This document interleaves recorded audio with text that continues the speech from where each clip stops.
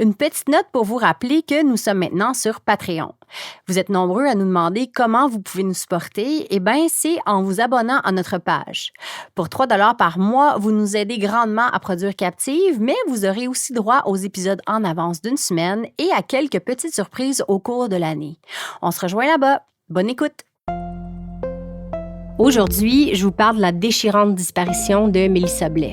Et moi, je vous raconte l'étrange histoire qui entoure la mort d'Auguste Lemieux. Vous écoutez le balado Captive.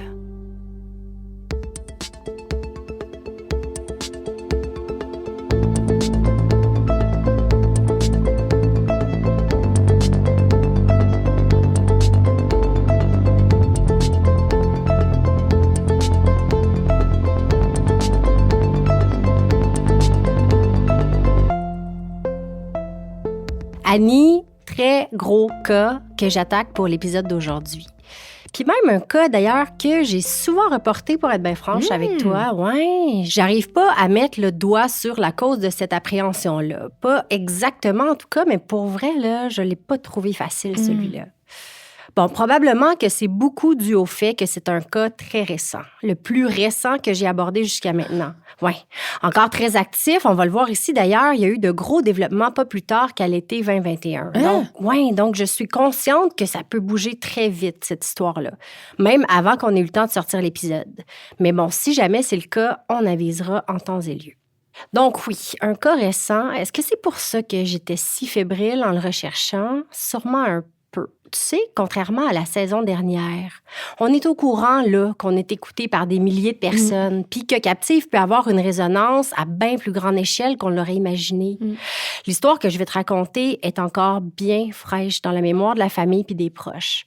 Je sais que c'est délicat, notre position. Tu sais, on est un balado indépendant, on surfe entre le divertissement puis le documentaire. Je voudrais juste tellement pas manquer mon coup, mettons. C'est dit grossièrement, là, mais c'est un peu comme ça que je me sens. Il y a ça, mais il y a peut-être aussi un peu que cette histoire-là, elle appartient à une mère de famille de la mi-trentaine. Ça aurait pu être toi, ça aurait pu être moi. C'est peut-être ça aussi qui m'a shaké autant. Bref, tu vas pouvoir m'aider à décortiquer tout ça, j'en suis sûre. Alors, on se lance. Aujourd'hui, je te raconte ce qu'on sait de la très étrange disparition de Mélissa Blais. Je te ramène en 2017. Mélissa, c'est une magnifique femme de 34 ans qui a 2 enfants. Un garçon de 9 ans et une fille de 15 ans. Cheveux foncés, yeux verts, c'est vraiment une très belle femme. Annie, je suis persuadée que tu as vu des dizaines de fois la photo, non? Tout à fait. Je vais la regarder, mais Ben oui. Alors, Mélissa habite à Yamachiche, dans une maison qu'elle vient tout juste d'acheter avec François, son amoureux des 4 dernières années. Petite note ici, si Yamachiche, ça vous sonne une cloche, c'est parce que vous repensez probablement à l'histoire de Philippe Lajoie. C'est là que se trouvait la porcherie, d'où il a disparu en 2007. Donc, Mélissa, ses 2 enfants et François habitent ensemble dans une nouvelle maison. Puis même si Mélissa semble avoir eu des périodes un peu rock'n'roll dans sa vie, tous ses proches et sa famille s'entendent sur une chose. En ce moment, Mélissa est heureuse comme elle l'a jamais été. Elle et François, c'est du solide. C'est un couple harmonieux, aimant, stable. Aucunement dans ce genre de relation où ça bardasse puis fait des flamèches à la moindre occasion. Là. On le voit d'ailleurs très bien dans l'épisode Où es-tu, Mélissa, porté par Marc-Claude Barrette. Les proches sont vraiment unanimes. Ce couple-là va super bien. François, il est adoré de Mélissa, oui, mais de la famille au grand complet. Tout le monde dans le reportage n'a que de bons mots face à lui. Puis les enfants de Mélissa l'ont accepté comme un membre de la famille avec qui ils ont envie d'habiter en permanence. Un exemple parfait d'une famille reconstituée réussie. Soulignons-le parce que Dieu sait que c'est loin d'être toujours le cas. Je vais pas te mentir, Annie, il y a pas beaucoup d'informations sur Mélissa dans ce que j'ai pu voir ou lire comme source. Tu sais, moi, j'aime toujours te parler de la victime pour humaniser son histoire, puis, dans le fond, faire ressentir aux gens ce que moi, je ressens si fort chaque fois que je prends compte d'une histoire de disparition irrésolue. Mais bref, j'ai eu beau fouiller, j'ai pas trouvé grand-chose au sujet du passé de Mélissa. Je finis par comprendre qu'elle occupe un emploi au bar-salon chez Nina, à Berthierville, en visionnant l'épisode Où es-tu? Un emploi à temps partiel, je présume, parce que j'ai aussi retrouvé sa page Facebook professionnelle de courtier immobilier, qui est toujours en ligne d'ailleurs. Sa page est créée le 8 juin 2016. Et les premières publications sont celles d'une Mélissa bien excitée puis nerveuse à l'idée de connaître le score de son examen d'obtention du permis pour devenir courtier. Puis, quelques publications plus tard, elle partage avec bonheur la bonne nouvelle qu'elle est enfin officiellement courtière. Va s'en suivre quelques partages de propriétés dont elle s'occupe et autres nouvelles professionnelles. Puis, en date du 18 septembre 2017, Mélissa annonce qu'elle a décidé de quitter ses activités de courtage immobilier. Hein? Ouais, elle remercie ses clients, son employeur et ses proches, son amoureux de l'avoir soutenue. Elle affirme aussi être très fière de son parcours. On comprend donc que Mélissa devait être dans un tournant important de sa vie. Tu sais, elle quitte non seulement un emploi, mais toute sa nouvelle profession, apparemment. Mais après 1 an? Oui! Elle annonce simplement qu'elle va quitter ses fonctions le 30 septembre prochain. Ça me bouleverse profondément de penser qu'en écrivant ces lignes-là, dans un dernier post professionnel, le regard de Mélissa devait être posé sur le prochain chapitre de sa vie. Elle se doutait sûrement pas que son nouveau chapitre allait être celui que personne n'aurait pu voir venir, celui de sa disparition. Parce que c'est exactement 1 mois et demi plus tard, dans la nuit du 1er au 2 novembre 2017, que Mélissa va disparaître dans le plus grand mystère sans plus jamais être revue. Je t'amène donc à ce fameux soir du 1er novembre 2017. C'est un mercredi. Ce soir-là, après le souper, François et Mélissa se chicanent. Bon, rien de bien terrible. En fait, là, évidemment, je pourrais pas te donner le mobile de l'affaire. C'est absolument pas mentionné nulle part. Mais même si c'est une prise de bec assez banale, l'affaire prend des proportions inattendues. De un, parce que le couple se chicane très rarement. Alors bon, ils ont comme la gestion de crise malhabile. On souligne aussi que Mélissa a arrêté de fumer depuis quelques semaines. Puis selon François, le sevrage de nicotine est très intense chez Mélissa. Ça provoque chez elle des sautes d'humeur assez fortes et imprévisibles. C'est selon toute vraisemblance un genre de scénario comme ça qui se passe ce soir-là. Il est environ 19h30 et Mélissa décide de quitter la maison d'Yamachiche pour la soirée, question d'aller prendre un peu d'air puis de voir des amis. Elle embarque dans sa voiture, une Toyota Corolla noire 2011, et elle roule une douzaine de minutes avant d'arriver à Louisville, où elle vient rejoindre des amis pour une game amicale de poker, un jeu qu'elle adore d'ailleurs. Quand je te dis game de poker, là, je parle de la vraie version du jeu avec des humains, des cartes, là, des jetons, de l'argent. Je le spécifie parce qu'on peut assez rapidement penser aux machines à sous là, quand on parle d'aller jouer au poker dans un bar. Mélissa, même si elle a eu un épisode de dépendance aux machines de bar, elle touche plus à ça depuis 5 ans. Donc, elle passe une partie de la soirée à jouer au poker. Et d'ailleurs, c'est elle qui gagne la mise ce soir-là. Bon, rien de capoté, là, une cagnotte d'une centaine de dollars, là, ce qui a quand même dû la rendre, j'imagine, de bonne humeur. Là. Après sa partie, vers 23h45, elle texte François pour lui dire qu'elle a gagné, mais aussi pour lui dire qu'elle va aller prendre une bière, question de décompresser. Elle se rend donc à la brassette L'Ami, où elle stationne son auto à quelques pas. La brassette L'Ami, c'est située au 265 Saint-Laurent, toujours à Louisville. Elle va rester le temps juste d'une bière. Elle marche ensuite quelques pas pour se rendre un peu plus loin, au 212 avenue Saint-Laurent, au bar Les 2D. Là, elle va s'installer pour quelques verres. Je ne peux pas te dire il est exactement quelle heure à ce moment-là, mais à ce que j'ai pu comprendre, je pense qu'il est aux alentours de minuit. Puis Michel est seule? Elle est seule. OK. C'est Daniel Dubois, le propriétaire du bar, qui accueille Mélissa. Il la connaît bien parce que c'est une ancienne employée du bar Les 2D. Selon ce qu'il raconte au Nouvelliste du 9 novembre 2017, Mélissa était un peu tristounette à cause de la chicane avec François. Là. Ils en ont parlé un petit bout de temps. Puis même si elle avait le caquet pas mal bas, Dubois soutient quand même qu'elle n'était pas bouleversée outre mesure. Là. À 1h du matin, Mélissa commence à être pas mal éméchée, selon les témoins. C'est à ce moment-là, dans cet état-là, qu'elle publie son dernier statut Facebook. Annie, tu veux nous le lire? Oui. Tout le monde a des amis et la vie est guimauve. Super ça. Je peux avoir la recette? Ouais, relis-le juste OK. parce que c'est... C'est bizarre un peu, mais je vais vous lire. Tout le monde a des amis et la vie est guimauve. Point. Super ça. Point. Je peux avoir la recette? Point d'interrogation, point d'interrogation. Là, il y en a 7. C'est vraiment étrange comme... Ben c'est ça, c'est un statut, disons, difficile à décoder. Vite de même, toi, là, ça te dit quoi? Ben là, la vie est guimauve. Je peux pas te dire. J'ai de la misère à le déchiffrer. Ouais. Mais bon, elle veut une recette pour être plus heureuse, peut-être? Ben moi, c'est un peu comme ça aussi que je le Ouais, vois. mais là. je pense que c'est comme ça que je le vois. Ouais. Ben suite à ce statut Facebook, Mélissa va rester 1 heure de plus au bar Les 2D. À ce moment-là, il y a sur place que Dubois, le propriétaire, la serveuse qui termine son quart de travail et un autre client, un homme. Il est 2 heures du matin, le bar s'apprête à fermer. Dubois propose 2 fois à Mélissa d'aller la reconduire chez elle, ce qu'elle refuse apparemment. Elle sort du bar en état d'ébriété avancée, seule, selon toute vraisemblance. Et c'est là, dans le froid de la nuit du 2 novembre 2017, juste à la sortie du bar Les 2D, en plein centre-ville de Louisville, que Mélissa Blais a été vue vivante pour la dernière fois. Bon, forcément que François passe la nuit mort d'inquiétude à tenter de rejoindre sa blonde qui rentre pas. J'ai pas trouvé grand détail sur ses exacts faits et gestes durant ces heures-là, mais je l'imagine très bien, moi, partir vers Louisville le lendemain matin pour sillonner les rues à la recherche de la voiture de Mélissa. Accidentée, quelque part, peut-être? Parce que, évidemment, c'est la première chose qui passe par la tête de tout le monde. Toi puis moi inclus, je suis sûre, là. Oui. Les proches aussi. Mélissa, même si ce n'était absolument pas dans ses habitudes, elle ne conduisait jamais en état d'ébriété, a dû prendre son auto pour revenir à la maison, puis elle a fait un accident. Tu sais, c'est comme la seule explication logique à ce moment-ci de l'histoire. Tu peux me rappeler la distance entre le bar et la maison, à peu près? Une douzaine de minutes de voiture. C'est ça. Ouais. C'est pas long. Non, c'est ça, exactement. Vers la fin de l'après-midi, François, qui n'a toujours pas repéré Mélissa, contacte la police pour signaler sa disparition et tout le monde s'enligne sur cette hypothèse-là, d'autant plus que l'auto de Mélissa est introuvable aussi, tu sais. Elle est plus stationnée là où elle l'a laissée en arrivant à la Brassette Lamy. En très peu de temps, tout le monde se mobilise pour patrouiller les fossés, les bordures de route, même les ponts pour voir si on n'aurait pas une trace d'accident. La Sûreté du Québec déploie l'hélicoptère, question d'avoir une meilleure vue d'ensemble. Puis malgré tout ça, elle nie rien. Les premiers jours passent, puis on n'a toujours aucun signe de Mélissa ou de sa voiture.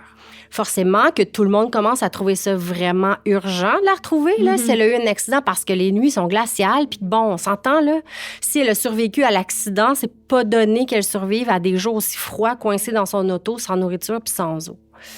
Eh bien, en un rien de temps, les jours se transforment en semaines. Même si absolument tout le monde dans la région met la main à la pâte. Par exemple, on rapporte dans Le Soleil du 12 novembre 2017 que les pompiers de Saint-Étienne-de-Grès prennent l'initiative de partir explorer les coins moins fréquentés de leur municipalité, puis ils invitent tous les pompiers de la région à faire de même. C'est pas trop long que tous les pompiers des environs répondent présents puis parcourent de pair les endroits où ils n'ont pas encore fouillé. Ça m'émeut, moi, des affaires de même. L'espèce d'initiative citoyenne, les gestes spontanés de bienveillance. Ouais, ça me réconcilie un petit peu avec l'être humain. Le maire de Louisville, Yvon Deshaies, prend aussi position en demandant à tous ses citoyens de prendre 10 minutes pour aller fouiller leur terrain, ou la route pas loin de chez eux, ou le bord du lac où ils ont l'habitude de marcher. Puis ils espèrent comme ça que si tout le monde fait ce petit effort-là, on va pouvoir retrouver une trace de Mélissa ou son auto ou un indice quelconque. Non, mais attends, écoute, il doit pas avoir 1000 chemins, là, entre le bar puis sa maison. Bien, je sais, mais pourtant, après 2 semaines, toujours rien. C'est comme si Mélissa et son auto étaient littéralement disparus de la surface de la Terre. Ouais, ou bien de la Mauricie, en tout cas. Mais voyons donc! Ouais. Mais déjà, après 2 semaines, on commence à se faire un portrait un peu plus clair de la chronologie de sa soirée et de certains détails qui échappaient jusque-là à tout le monde. Par exemple, on apprend dans le quotidien, dès le 8 novembre 2017, que le dernier signal cellulaire capté du téléphone portable de Mélissa a été émis à 2h14 du matin, très exactement, dans la nuit du 2 novembre, la nuit où elle est disparue. Curieusement, le signal ne venait pas de la tour la plus proche d'où elle avait stationné son auto, mais de la tour à quelques centaines de mètres de la rivière du Loup. Est-ce que le téléphone de Mélissa avait été lancé dans l'eau? Aucune idée. Ce qu'on sait, c'est qu'à 2h14 du matin, très exactement, le téléphone s'est éteint et ne s'est plus jamais rallumé. Oh, mon Dieu! On apprend aussi dans l'épisode Où es-tu 2 éléments vraiment frustrants, puis même semi-louches, je te dirais. Raconte. Le premier, grand classique, Annie, le classique des classiques. Les caméras de surveillance au bar Les 2D ne fonctionnaient pas ce soir-là, évidemment. C'est tellement tout le temps la même affaire dans les cas de disparition. Checkez vos caméras, ça n'a pas d'allure. Sérieux? La plupart du temps, les caméras sont juste là pour la mise en scène, on dirait. C'est n'importe quoi. Ouais, donner l'impression que t'es filmé. Mais on s'entend-tu, là? Ça marche jamais, ces affaires-là. Bref. Première grande déception, donc impossible de voir de quoi a eu l'air la fin de soirée de Mélissa au bar Les 2D. Il faut se fier aux témoins. D'ailleurs, c'est qui ces témoins-là? Évidemment, il y a Daniel Dubois, le propriétaire du bar, qui répète sans cesse en entrevue qu'il est le dernier à avoir vu Mélissa. Tu te souviens, là, il a supposément proposé d'aller la reconduire, ce qu'elle aurait refusé 2 fois. Selon Jonathan Roberge, un journaliste de TVA qui est interviewé sur le cas dans l'épisode de Où es-tu, Dubois aurait passé et réussi le polygraphe. Ceci dit, dans quelques autres sources, les résultats de ce même test auraient été non concluants. Il y a aussi la serveuse qui terminait son quart de travail puis qui a quitté le bar avant le départ de Mélissa puis qui semble avoir été rapidement écartée de l'enquête. Puis, le dernier client qui a quitté presque au même moment que Mélissa, un homme, seul. Or, il a pu fournir un alibi très solide, soit son départ en taxi vers sa maison, ce qui a été corroboré par le chauffeur de taxi. On s'entend que du côté des indices laissés par sa soirée au 2D, là, c'est un cul-de-sac. Bon, je te disais qu'il y avait 2 éléments semi-louches et frustrants. Hein? Alors, il y avait en premier les caméras du bar qui ne fonctionnaient pas. Mais il y a aussi l'élément le plus enrageant, je dirais, parce qu'il est à quelques millimètres de nous donner la réponse du mystère.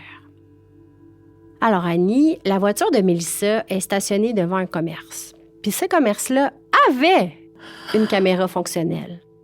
On voit la voiture de Mélissa, mais on voit juste le capot, le pare-brise et une mini partie de la porte, genre pas plus loin que le rétroviseur. Je ne l'ai pas vu, moi, l'enregistrement. Mais Jonathan Roberge de TVA rapporte qu'en le visionnant, on voit clairement la porte du conducteur ouvrir. On la voit se refermer. On voit la voiture partir. Mais on ne voit pas qui monte dans l'auto, ni si la porte du passager s'ouvre aussi. Donc, impossible de savoir si 1 ou 2 personnes sont montées dans l'auto avant de partir. As-tu déjà entendu une affaire plus frustrante que ça? Ça n'a pas de bon sens. Hey, la voiture, là, aurait été stationnée 3 cm plus loin, puis on aurait eu une méchante grosse pièce du casse-tête. C'est pas la résolution complète du cas. Mais là, rien pantoute. Bon, on va prendre une mini-pause ici pour adresser l'éléphant dans la pièce. Je sais que tout le monde y pense, puis moi aussi j'y ai pensé. Qu'est-ce qu'il y en est de François dans toute cette histoire-là? On le sait, dans un pourcentage assez important de ce genre d'affaires-là, c'est le conjoint le responsable. En tout cas, c'est souvent lui le premier puis le plus pertinent à être passé au peigne fin. Puis d'autant plus qu'ici, là, on sait que tout ça a commencé avec une chicane de couple. Bien justement, ce qui frappe ici, là, c'est que François est absolument conscient de ça. Il le sait qu'il va être le premier suspect et il le sait que les policiers vont passer beaucoup de temps sur son cas. Ce qu'il fait dès les premiers jours, c'est quand même assez éloquent, à mon avis. Il va voir très directement les policiers pour leur dire d'y aller de plein fouet avec lui le plus rapidement possible. Ouais, il offre de passer le polygraphe, de faire des tests d'ADN, puis tout ce qui est possible de faire pour l'écarter le plus vite possible de la liste des suspects, puis de ne pas perdre de temps sur lui.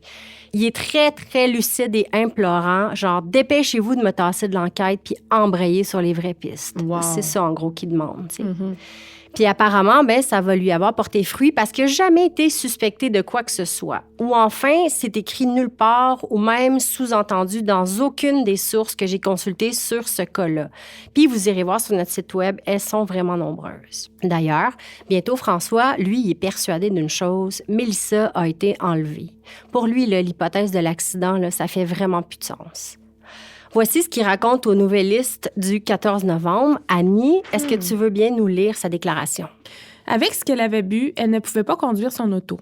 Juste marcher ne devait pas être évident. Si elle avait pris son auto, elle aurait fait un accident et l'auto serait trouvable. Mais bon, évidemment que les recherches sur le terrain continuent quand même.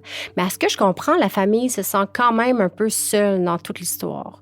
Elle fait elle-même les recherches dans beaucoup de secteurs et j'ai été étonnée d'apprendre que les organismes habituels que je nomme souvent ici, le genre Québec Secours et autres, là, mais ils peuvent pas vraiment aider dans ce cas-ci ni porter assistance à la famille. Pourquoi?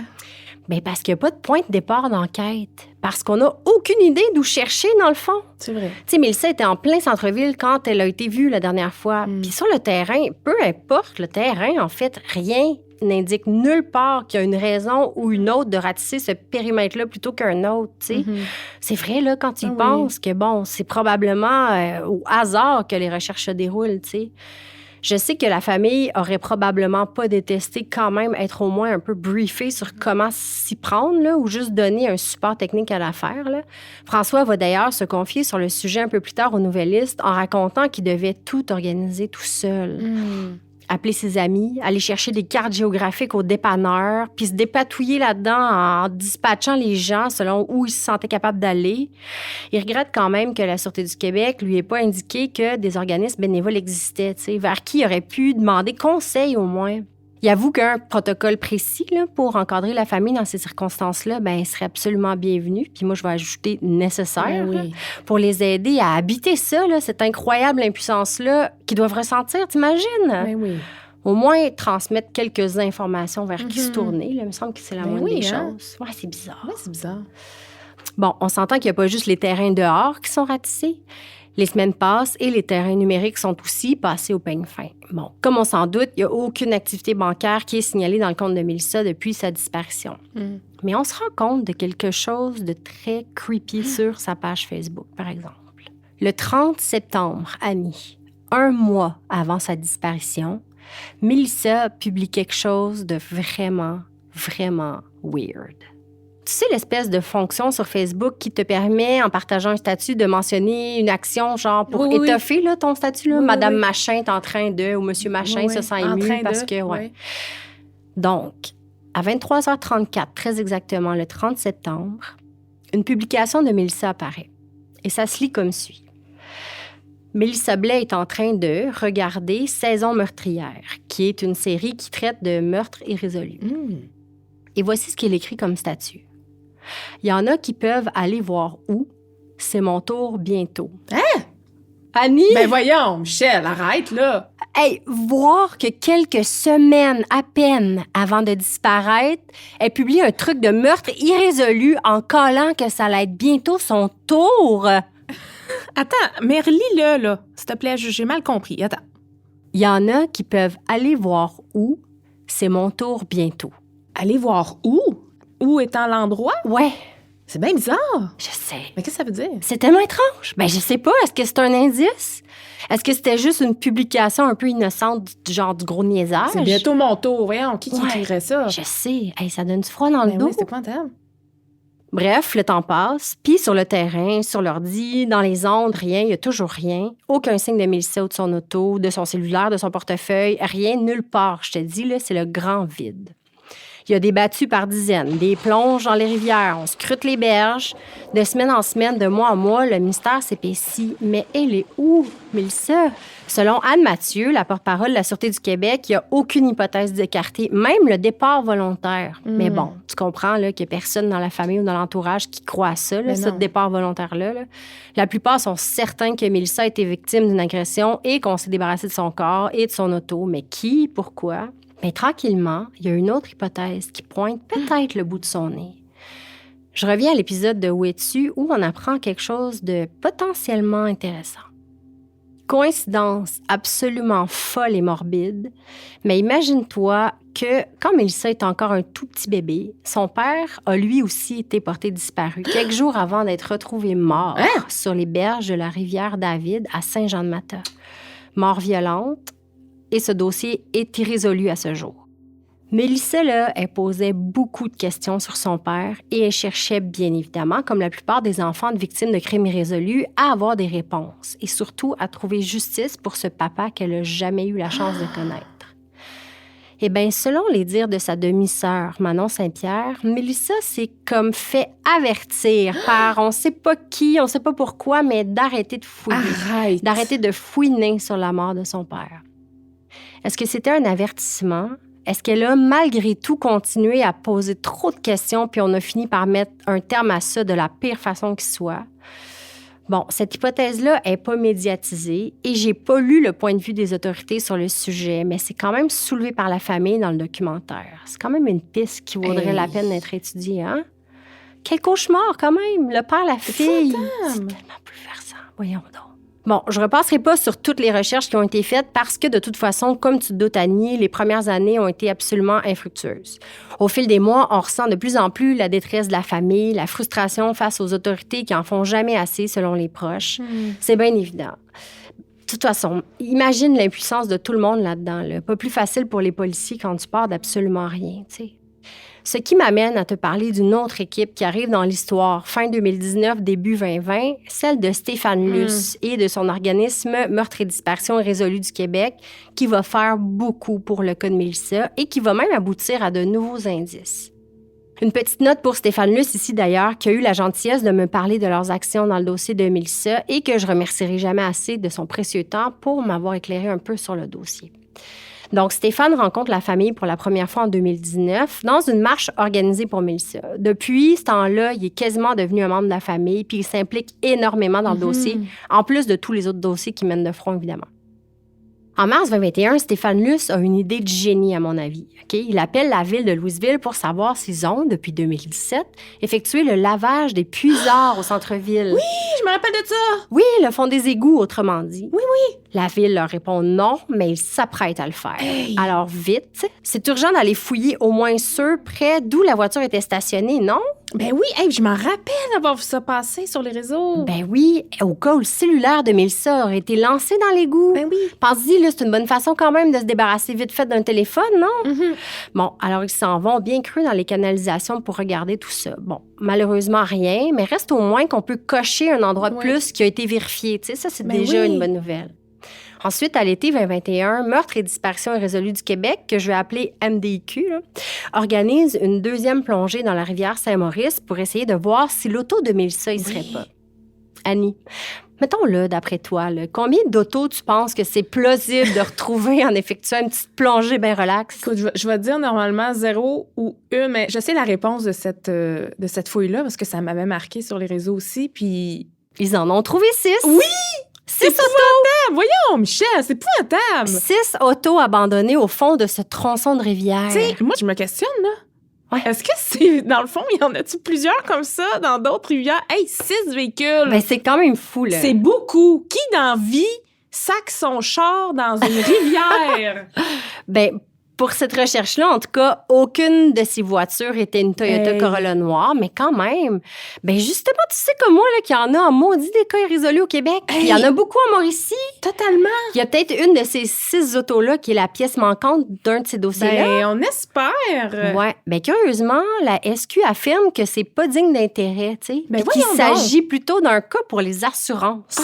Hey, mais je comprends quand même, tu sais, je comprends leur point de vue dans le sens où ils sont déjà enterrés sous les dossiers actifs, là. T'imagines tout ce qui traîne au fond de l'eau qu'on soupçonne pas? Toujours en juillet 2021, potentiel de gros développement ici. Okay? La famille trouve de nouveaux éléments autour de la petite rivière du Loup. On dit pas de quoi il s'agit dans les journaux, puis j'aurais jamais osé poser la question à Stéphane Luce. Mais on avance quand même dans le Nouvelliste que les éléments sont transférés au département de la balistique et que le dossier a été officiellement transféré aux homicides. On raconte aussi qu'au même endroit, on a retrouvé un graffiti. Tu sais ce qu'on peut lire sur ce graffiti? Non.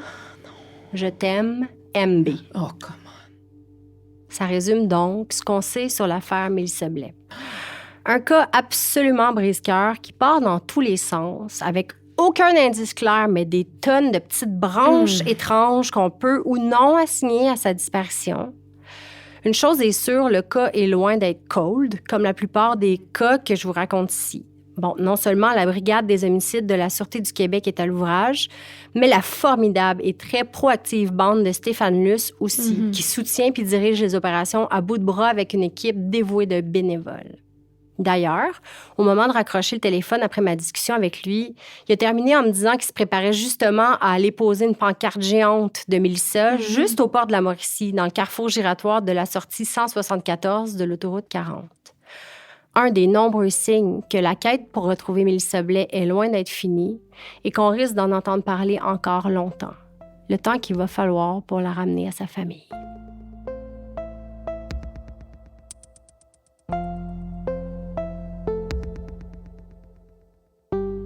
Tu te rappelles, Michel, au début de nos recherches pour notre épisode d'aujourd'hui, je t'ai posé la question à savoir si, à ton avis, une histoire qui se déroulait en 1908, est-ce que les auditeurs allaient trouver ça trop vieux ou allaient être peut-être un petit peu tannés là, que je m'attarde encore à un crime qui date de plus de 100 ans? Bon, Tu me connais, là, depuis le début de Captive, je me suis découvert une réelle fascination pour les vieux récits criminels du Québec. Puis, écoute, je pense que le monde commence à s'en rendre compte parce qu'on m'envoie souvent des suggestions, dont l'histoire qui sera aujourd'hui sujet de mon segment. Oh!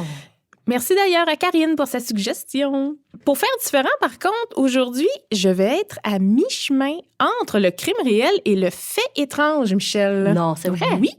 Puis pour être bien honnête, là, je pense que ce que j'ai le plus hâte, c'est d'entendre tes hypothèses concernant mon histoire puis d'en discuter avec toi. Parce que non, cette fois-ci, ça va pas se terminer par le procès d'un criminel, parce qu'aujourd'hui, après plus de 114 ans, on demeure toujours sans réponse. Sans plus tarder, laisse-moi te raconter la mystérieuse histoire qui entoure la mort d'Auguste Lemieux. J'aimerais donc se dire que mes recherches ont tellement été faciles et débordantes d'informations que ça a été simple à rédiger, mais pour vrai, là, je me suis rendu compte bien assez vite que je faisais face à des informations très répétitives au fil de mes lectures. Tu sais, des informations qui provenaient souvent des mêmes sources. Puis j'ai le sentiment qu'avec les disparitions, Michel, ça doit ressembler un peu à ça, là. Ouais, quand même. Tes recherches, hein? J'ai pensé à toi, je te lève mon chapeau d'ailleurs.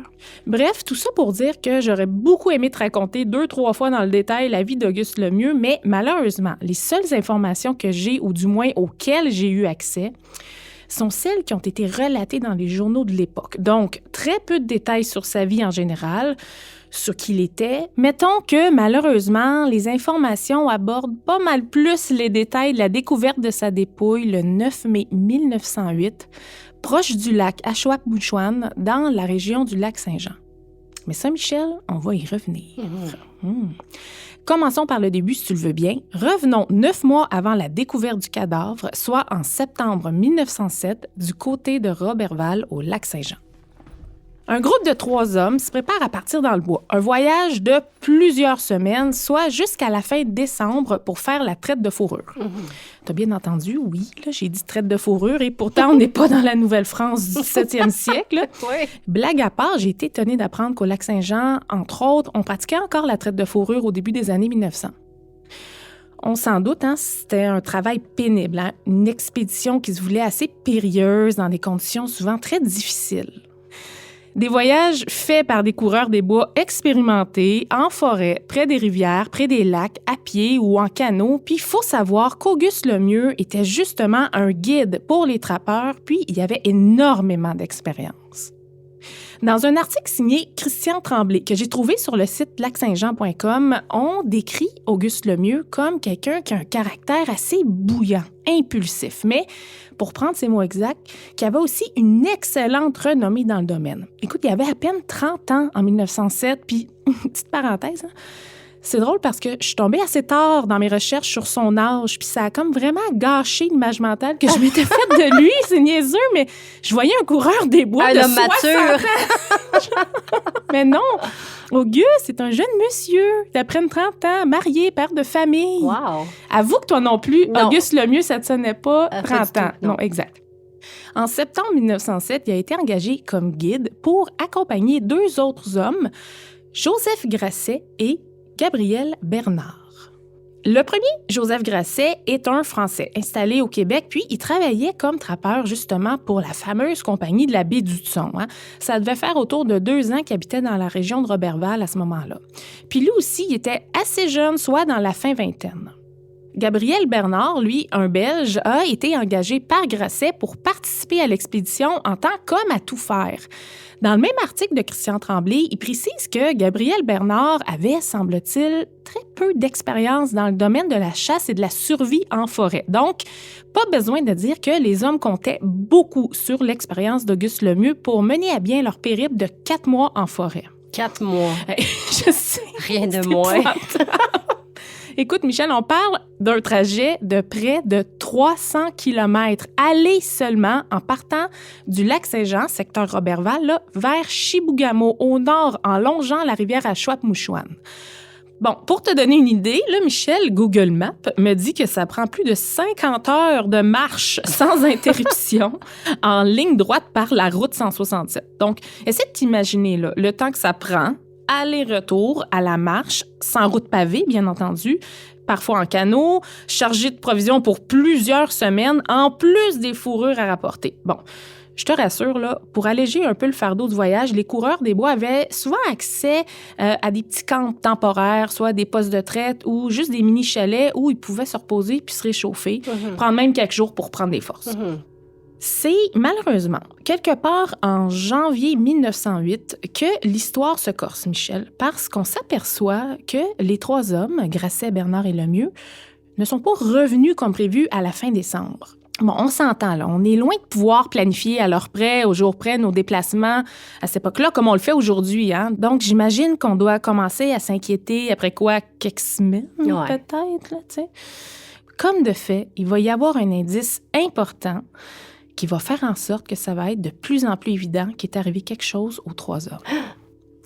Un certain Joseph Curtnus, qui fait partie d'un autre petit groupe de chasseurs parti de Pointe-Bleue, près de Roberval, au Lac-Saint-Jean, quelques semaines avant, ils se sont rendus dans le secteur de lac Washwanipi.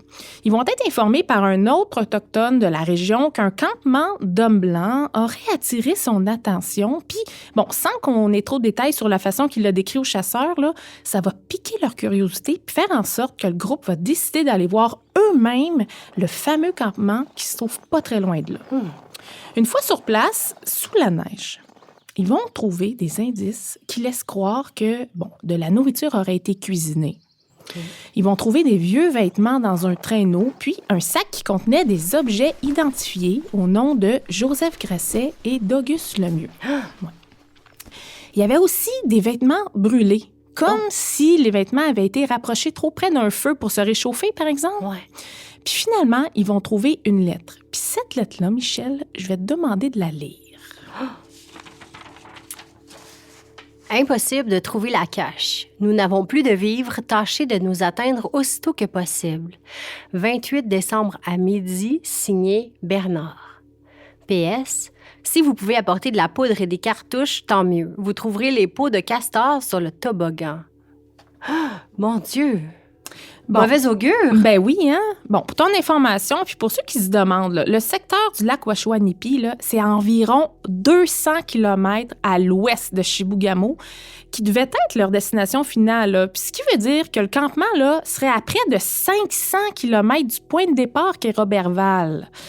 Est-ce que c'est normal que le trio soit rendu aussi loin? Bon, en plein hiver en plus. Moi, ça me semble bizarre, même un peu inquiétant, mais pourtant, les autres chasseurs vont pas trop s'alarmer en voyant la lettre. Ils vont pencher vers l'hypothèse que les 3 hommes ont probablement manqué de provisions puis qu'ils auraient finalement décidé de retourner à la civilisation. Le groupe Curtnus va rester quelques jours dans la région puis vont tranquillement reprendre la route vers Roberval comme si rien s'était passé. Mais voyons donc. Ouais. On s'entend, là, le trio Grasset, Bernard, Lemieux sont partis bien équipés. Hein. Ils sont expérimentés, ils ont des armes pour la chasse, pour trapper le gibier, ils ont du matériel de pêche. Bref, les chances de mourir de faim, mettons, qui sont assez minces, là. On peut pas tant en vouloir au groupe de Joseph Curtnus de pas s'en être soucié plus qu'il faut à ce moment-là. Mais pourtant, Michel, on n'aura plus aucune nouvelle des 3 hommes. Ils sont jamais revenus à Roberval. Sérieux? Ouais. C'est le 26 avril qu'un deuxième indice va être retrouvé, cette fois-ci du côté de lac Ashwapmouchouane, donc à plus de 300 km de lac Washwanipi, où la lettre avait été découverte en janvier. Mais c'est en direction de Roberval, donc un indice qui porte à croire qu'ils auraient été sur le chemin du retour. Là, soit dit en passant, là, pour vous aider, vous pouvez trouver une carte géographique de la région en support visuel sur notre site internet, baladocatif.com. Je sais que c'est pas facile à suivre, là, mais vous allez voir toute la région du Lac-Saint-Jean. Donc, un monsieur, Alfred Perron, qui fait partie d'un deuxième groupe de chasseurs, celui des Mackenzie, va découvrir tout près d'un petit camp de chasse un fusil belge, celui de Gabriel Bernard, puis un sac avec des cartouches vides. Le fusil est endommagé, là, il fonctionne plus, puis il a l'air d'avoir été abandonné volontairement en dessous du camp, à l'extérieur. C'est vraiment bizarre. Le groupe Mackenzie, à ce moment-là, voyage par hasard avec le groupe de Joseph Curtnus, ceux qui ont trouvé la fameuse lettre en janvier. Puis ça sera pas très long, Michel, que les hommes vont faire le lien entre les deux découvertes. il devient assez évident, merci, que quelque chose est arrivé à Bernard Grasset et à Lemieux. Ils vont faire quelques recherches dans le secteur, mais bon, en avril, à cette hauteur-là, c'est encore l'hiver. Hein. Pour te donner une idée, là, toi qui viens de l'Abitibi, Michel, il se trouve environ sur le même parallèle que la Sarre. C'est vraiment au nord, hein? Donc c'est très difficile de trouver d'autres indices. Jusqu'au 9 mai 1908, soit 2 semaines après la découverte du fusil abandonné. C'est entre autres dans le journal La Patrie du 3 juin 1908 qu'on peut lire le récit raconté par Joseph Curtnus lui-même. C'est sur le bord du lac Ashuapmushuan, autour de 16 heures, qu'il va apercevoir quelque chose qui, à première vue, a l'air d'être un chien ou un renard mort. Mais en s'approchant, il va se rendre compte que c'est en réalité le cadavre d'un homme. Non. Celui d'Auguste Lemieux. Puis Michel, c'est pas le cadavre d'un homme qui est mort de faim ou de froid, mais celui d'un homme qui a été éventré et dépecé avec une hache. L'état de la dépouille là, est à faire frissonner d'horreur, je te jure. Puis on décrit en détail la découverte des chasseurs dans les journaux. Puis voici comment Joseph Curtnus le raconte dans le journal La Presse du 8 août 1908. Et je vous le dis maintenant, la description est très crue, là, donc les âmes sensibles, tenez-vous-le pour dit. D'abord, le corps a été séparé en deux par une hache à la hauteur des côtes et ouvert de la gorge à l'abdomen. Une portion des côtes du côté droit ont été dénudées de leur chair. Le cœur, le foie et les reins, ou comme eux le décrivent, les rognons, ont été enlevés. Le bras gauche a été coupé à la hauteur du poignet. La main, détachée du corps, se trouvait toujours dans sa mitaine. Tabarnouche. La jambe gauche a été coupée à la hauteur du genou et la cuisse est manquante. Voyons donc. De la jambe droite, il restait juste le pied qui avait été coupé à la hauteur de la cheville.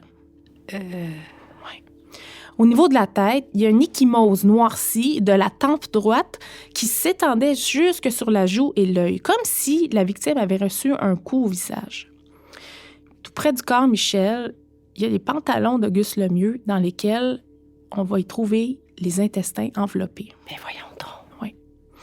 Écoute, les 9 chasseurs qui étaient sur place ont signé un genre de déclaration pour certifier que la description que je viens de te faire est vraie, puis ils ont bien été témoins de chaque détail qui ont été décrits.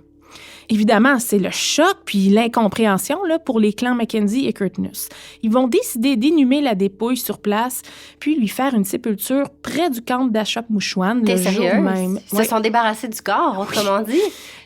On ne traitait pas les scènes de crime comme de nos jours, hein? D'autant plus qu'on est quand même à plus de 300 km de la civilisation dans des conditions pas très évidentes en 1908. Là. Ah, mais quand même, je le sais. C'est bizarre. Je te montre une photo du groupe, d'ailleurs, que tu peux voir. Ils tiennent dans leurs mains un caisson là, qui est possiblement avec les restants d'Auguste Lemieux. Donc, c'est un petit peu avant de l'enterrer. Je trouve tellement que c'est une photo qui est criante d'histoire. Elle n'est pas très claire, là, hein? Donc, c'est une photo qui date quand même, mais ça dégage quand même une certaine tristesse. Tu sais ce que je trouve étrange? Comment ça que quelqu'un avait un appareil photo? Ben, ta question est légitime, puis j'ai aucune idée. Mais écoute, si tu te poses la question aussi, Michel, il n'y a aucune trace des 2 autres comparses de Lemieux, pour le moment. Hey, ça, c'est bizarre. À ce moment-là, est-ce qu'ils le savent qu'ils devaient être 3? J'ai le sentiment que les groupes de chasseurs se connaissent, hein, que c'est un petit monde. Ouais. Puis Lemieux avait énormément d'expérience. C'est quelqu'un qui avait quand même une certaine renommée dans le domaine. Sauf que là, il est décédé. Oui, il a été reconnu par un des membres du groupe de chasseurs. C'est vrai? En passant, oui. Il a été identifié par un des membres. OK. Tu te rappelles, 2 semaines avant, il y a un fusil qui a été trouvé près du camp de chasse, pas très loin de lac Ashuapmushuan, où ils ont trouvé le corps. Bon, les hommes vont décider d'y retourner pour voir s'ils trouveraient pas plus d'informations concernant ce qui aurait pu se passer avant la mort d'Auguste Lemieux.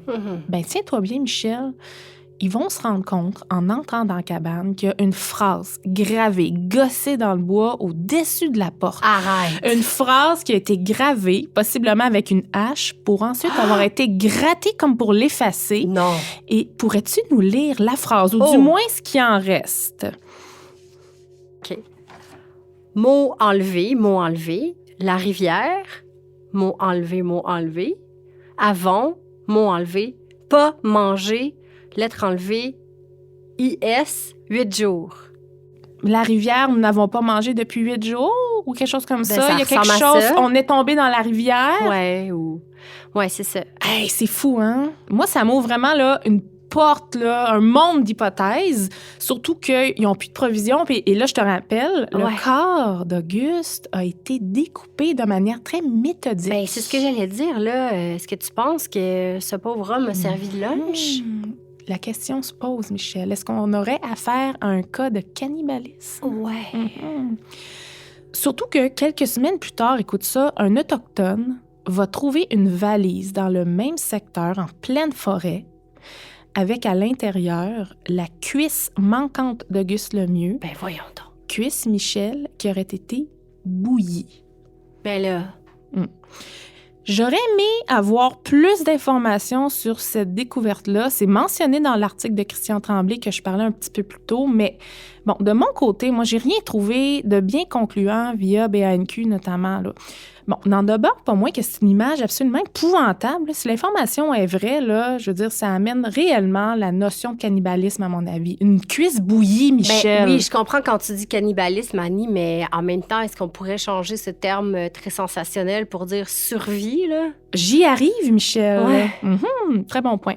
Évidemment, l'histoire de la découverte du cadavre va mener vers l'ouverture d'une enquête là, des autorités, puis l'histoire va apparaître dans les journaux. Inévitablement, la thèse du cannibalisme, entre guillemets, prend vite le dessus.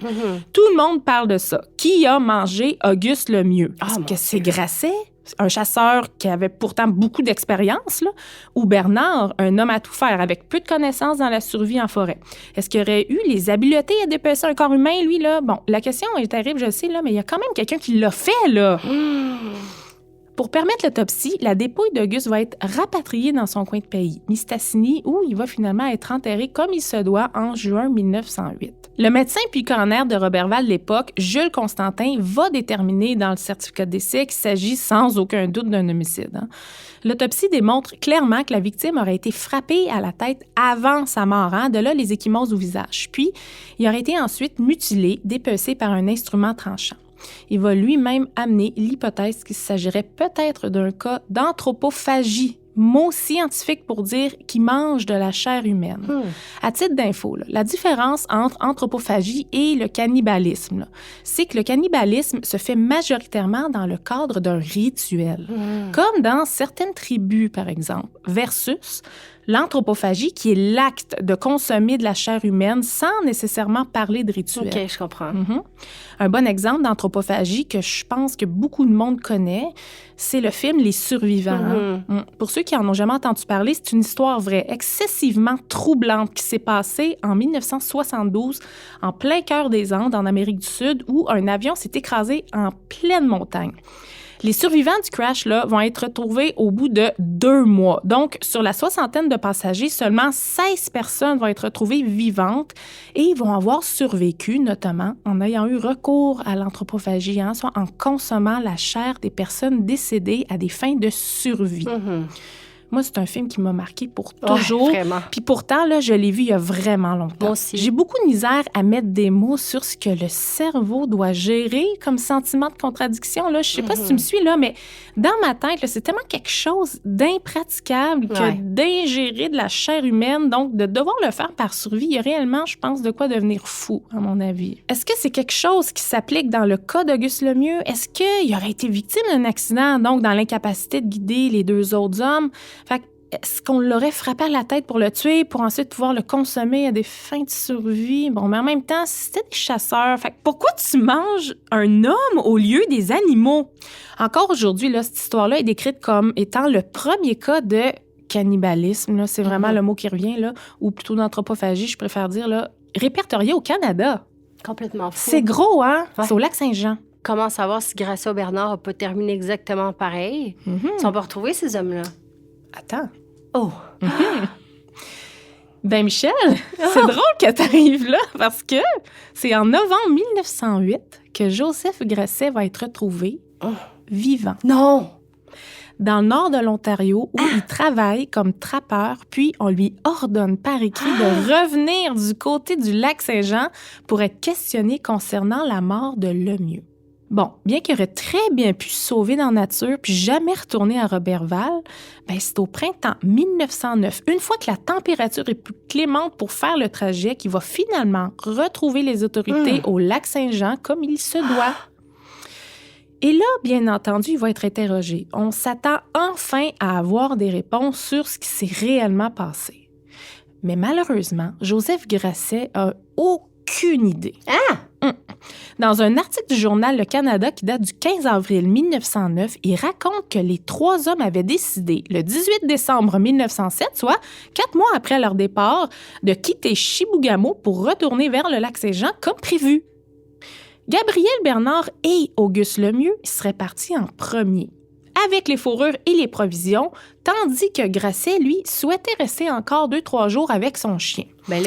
Il comptait bien rattraper les 2 amis quelques jours plus tard, mais bon, suite à un petit incident qui a fait en sorte qu'il s'est gelé les pieds dans une rivière, il a dû rester 8 jours dans un petit camp à se remettre de ses engelures parce qu'il n'y avait plus aucune provision en sortant. Il a finalement décidé de se rendre du côté de Washwanipi, qui est beaucoup plus proche que de retourner à Roberval. Bref, il va s'installer là pour l'hiver pour finalement se trouver du travail au printemps, à l'Abbaye-du-Son, puis ensuite dans le nord d'Ontario. On peut quand même, Michel, difficilement le relier au meurtre d'Auguste Lemieux. Parce qu'on est capable de prouver sa présence à des centaines de kilomètres du lac Achouap-Mouchouane où le corps a été retrouvé. Oh, mon Dieu! L'enquête du coroner devant le jury va donc libérer Joseph Grasset de tout soupçon concernant la mort de Lemieux. C'est fou.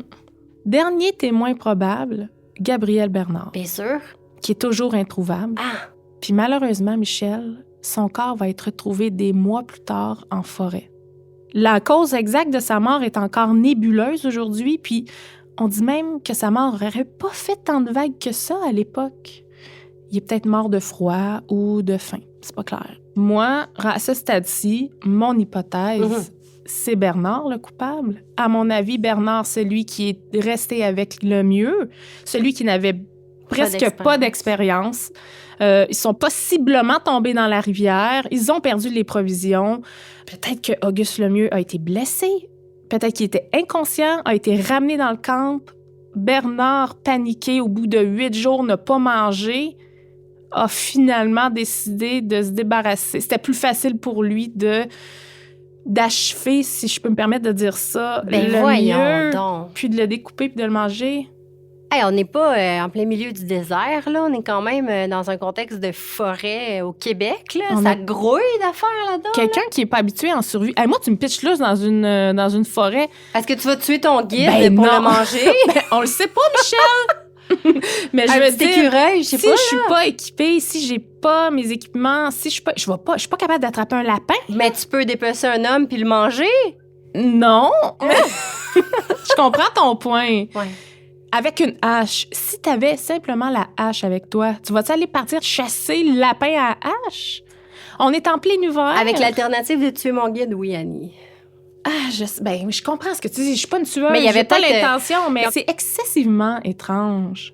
Ça se finit comme ça, là. Donc, on n'aura jamais de réponse. Aucune. Mais Michel, moi, je serais curieuse de savoir qu'est-ce que t'en penses. Est-ce que tu aurais plus tendance à penser que c'est Bernard ou Grasset ou quelqu'un d'autre? Ah, moi, définitivement, je pense que c'est Grasset, celui qui est resté derrière. Là. Oui? Oui, 100%. Ah, oui? Lui, je trouve que son histoire, pas mal date donc. Tient pas la route? Ben, que ça tienne la route ou pas, je trouve que ce qui me parle, moi, dans ce tableau-là, c'est qu'il y a 2 personnes mortes, puis qu'il y en a une vivante, puis que, comme par hasard, cette personne vivante a dit « Ah, désolé, moi, j'étais plus avec eux. On était supposé être un trio, mais je suis restée derrière. Je les ai laissés partir plus tôt. Alors qu'en plus, tu me disais qu'il n'y avait pas vraiment de provision. Bon, il y a l'histoire qui s'est gelé les pieds et tout ça. Ouais. Ah, moi, là, ça, je sais pas. Moi, j'irais plus là-dessus, en tout cas. C'est ça la première hypothèse qui me parle. Ouais. Une chose est certaine, là, c'est que malheureusement, Gabriel Bernard, il a apporté avec lui l'explication qui nous aurait probablement permis de mettre au clair le mystère qui entoure la mort d'Auguste Lemieux.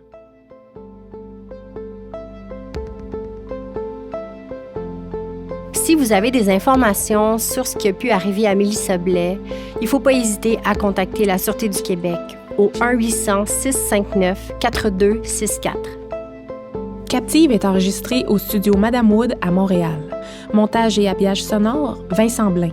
Une idée originale d'Annie Lorrain et Michel Ouellette. Thème musical, l'indice.